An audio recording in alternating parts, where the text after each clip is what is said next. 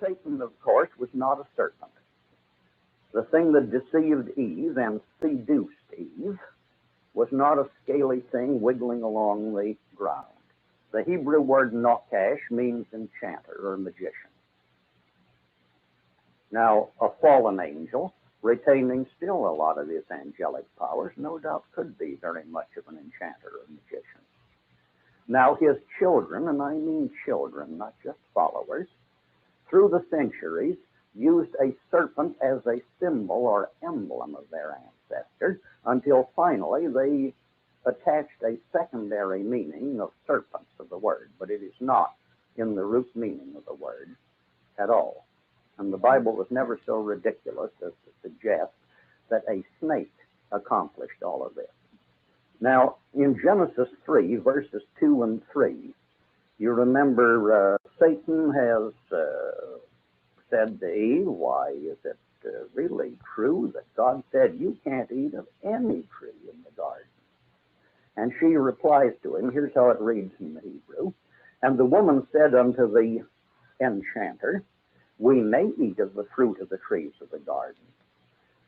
But now I'm quoting from King James Version, and I'm going to correct it then as I go.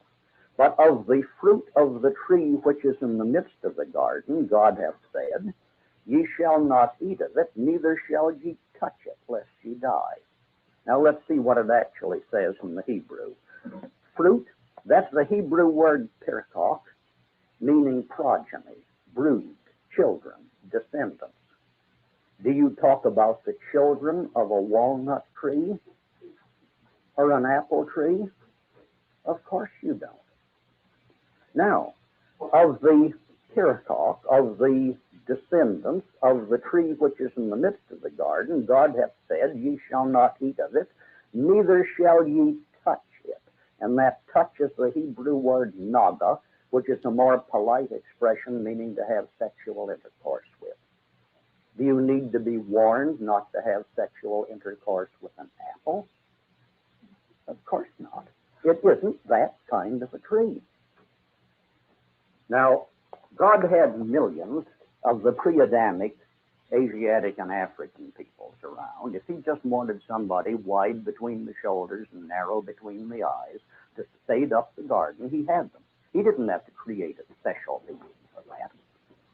Satan had been the governor of this planet until he forfeited the right to it by rebellion. God sent Adam here, and you remember that the last verse in the 3rd chapter of the Gospel of Luke tells you that Adam was the son of God. It doesn't say that about any of these pre-Adamic peoples mentioned in Genesis chapter 1.